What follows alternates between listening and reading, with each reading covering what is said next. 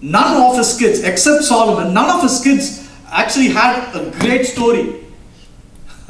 None of his kids. He had hundreds of kids. He had lots of kids, right? With his wives and concubines and all the wives he married.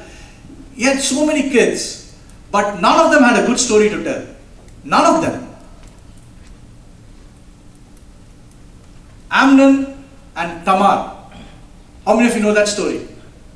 Amnon was one of his sons from one wife, and then Absalom is another son from another wife, and Absalom's sister is Tamar. The Bible actually introduces Tamar as Absalom's sister, not as David's daughter.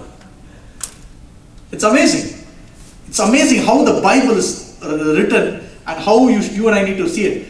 And then this Amnon likes one of his half-sisters, Tamar. And he does something that he shouldn't have done. And what happens? Now Absalom is angry that his half-brother Amnon did something to his sister. This is his blood sister, but that all of them are part of David's family. All of them are his brother. He should not have done something to his own sister, right? His half-sister. He did that. And Absalom was raging with anger. David should have stopped Amnon at that moment and corrected him and gave him punishment. He did not. David, bad parenting. He did not. What happened? Absalom was raging with anger. What did he do? He finds the right moment, waits for 2 or 3 years, and he kills his half-brother Amnon because of what Amnon did to his sister Tamar. And now Absalom runs away because he knows David is going to come after him. Both of them are his sons, but he killed one of his sons. He runs away. One mistake he did. First of all, he should not have let Tamar go to Amnon. Actually, it was David's consent that actually lets Tamar walk into Amnon's room. David is the one who gives the authority to go, okay, yeah, do what you want to do. Bad mistake, one after another. He didn't know the heartbeat of his kids. He didn't know he was so, as much as a great king he was the worst dad.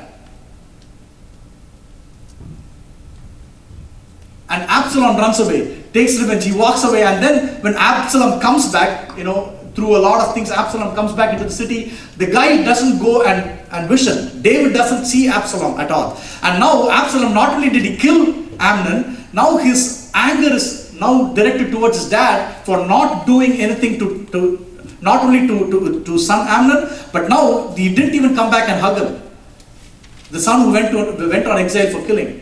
He comes back, he doesn't do anything. Now that is another mistake he made. And because of that, Absalom creates a revolution and goes after David. And now David is running for his life from his own son. A second time. Not when he's young, now he's old. He's still running away. Just like he was running away when he was young from Saul. Right? Mistake after mistake in parenting. So many mistakes. And he acknowledges it. If you see in that 2 Samuel that it says, I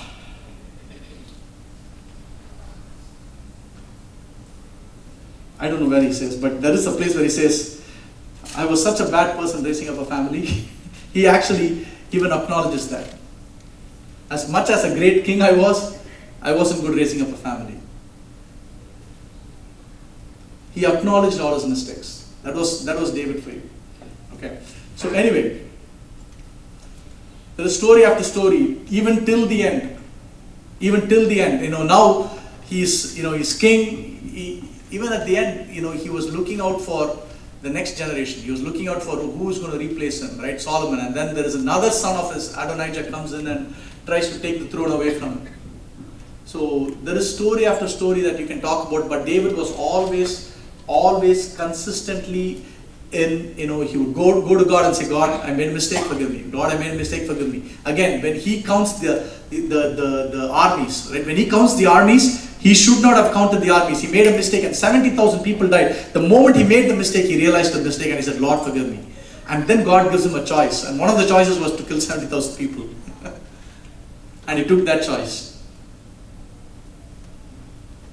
He didn't know exactly how many were going to die in that. But God gave him 3 curses and he chose one of them. because of his mistake. But he accepted his mistake. God saw something in him. See, this is the deal, right? We look at the list of things that David did wrong. Last 2 minutes. Okay, let's finish this off. He killed 200 Philistines to get a bride called Michal. Right, to begin with, the mistakes he has made. I mean, there are so many bloody things he has done. He lied to a priest in order to eat holy bread, and because of that mistake he made, 85 priests were killed by Saul. Right? He feigned madness in Gath, and after realizing his mistake in seeking refuge there, he slaughtered countless Amalekites, including women and children. He had the Ark of the Covenant carried into Jerusalem on an ox cart when he should have been carrying it on the shoulders of men. He made a mistake there. Because of that, one innocent man died there. There is just hundreds of things. He had an affair with this woman called Bathsheba, and then he killed her husband and tried to cover up the whole story. He failed to discipline his son Amnon, and then he also failed to discipline Absalom. He allowed Absalom to live without punishment even after he murdered Amnon. On his deathbed, he instructed Solomon to kill a bunch of people. Right when he was dying, he told Solomon. Solomon becomes king, and he tells Solomon, come here. It's exactly like the Godfather. Don Corleone does this in Godfather. He calls Michael, not the first son, Sonny. He calls the second son, Michael. And he tells Michael, do you guys know that? Michael, and he says, this guy who's been with me all the time, kill him. That guy, kill him. That's what Don Corleone says. David actually says the same thing. Hey, this brother of yours called Adonijah, if he does anything wrong, kill him. Last breaths of David. One other thing, this guy who was with me the whole time called Joab. Joab is not only his commander-in-chief, he is his brother's son, sister's son, nephew. Nephew. He says, this Joab who's been with me all the time, kill him. I don't know how you're going to do it, but do it. This is the first time David actually acted like a good parent, by the way. Seriously, he acted like a good parent. He tried to save his son Solomon from further heartache. That was the first time maybe Solomon ever talked to David. And there's another guy called Shimei. There's some guy who randomly curses David when he walks into the city. David keeps note of that. After all these years, he tells him, hey, by the way, add this guy to the list, kill him too. Don't judge David based on today's life, okay? That's why I told you when I started the series. Don't judge him on today's concept with your logical thinking. This is all accepted in those days, okay? He was doing the right thing at that time. He was saving Solomon from further heartache. Okay, he was saving Solomon because any of these guys, if they had been alive, would have been a threat to Solomon. The first good thing he did as a parent was tell Solomon to kill all these guys in the end. Good parenting in the end. That's David. Complicated story, right? I told you, we can do a big 4-part movie about him. I don't know why nobody has thought about it yet. I hope somebody is looking at it on Facebook Live and going to Hollywood and thinking about it. Seriously, this will sell like hotcake. But what is it for you and me? For you and me, you and I, one thing you and I need to know. It all goes back to 1 Samuel. Go back to the first time when David has ever thought about. Okay, I'm going to end there. 1 Samuel chapter 16. And I'll end it there. 1 Samuel chapter 16 verse 7. Okay? I'm reading it. But the Lord said to Samuel, this is when David was known by nobody. Saul was the king, and God did not approve of Saul. And he tells Samuel, the prophet, but the Lord said to Samuel, do not look at his appearance, David's appearance, or at his physical stature, because I have refused him. I have refused him, meaning I have refused the first son of Jesse, who Samuel thought was going to be the king. Okay, for the Lord does not see as man sees. Okay, very key. God does not see as man sees. For man looks at the outward appearance, but the Lord looks at the heart. It goes back to that. God looked at David's heart. God looked at David's heart. There was something about David. that always caught God. You know what his heart was? David's heart was always after God. David's heart was always after God. When he made mistakes, when he was living for the Lord, when he was serving God, or whether he was not serving God, his heart was always after God. And God saw that in David.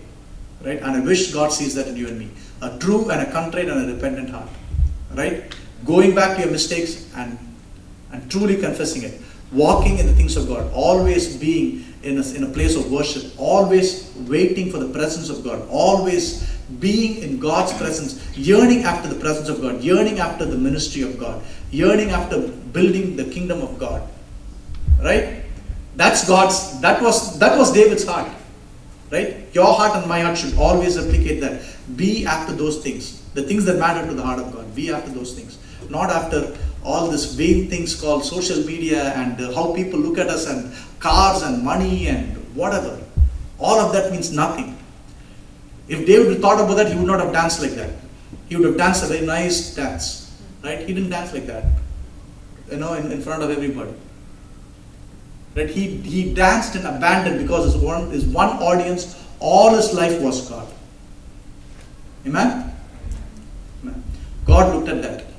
And that's why it says, that's a man after my own heart. Because that's what it says here, right? But God looks at the heart. Don't look at his countenance, because he was a short guy, by the way. Saul was the tall guy, but David was a short guy. Even people who have gone to heaven and seen David, people like DJ's brother and a lot of other folks, they've said this short man walks up and he has a crown on his head. David was very short in stature, by the way. He killed Goliath. Being tall means nothing. Being handsome means nothing. Being eloquent means nothing. Being a great singer means nothing. Your heart matters. Right? Your heart in front of God matters. Amen? Okay, John. Quick up. 1 minute. Let's close our eyes. We'll pray. I'm very sad to end this series because we can go for long. There is so many chapters, so many incidents. I actually skipped. Easy another 2 more weeks. We can do this, but I want to wrap this up. We'll come back to this if the Lord leads us to come back. But Lord, I pray at the end of this day, the end of this series, Lord, I pray one thing, Lord, that we would walk in your ways, Appa. Appa, let every heart, I want every eye to be closed, every heart tuned towards God, every young kid and every old person, everybody in between. Appa,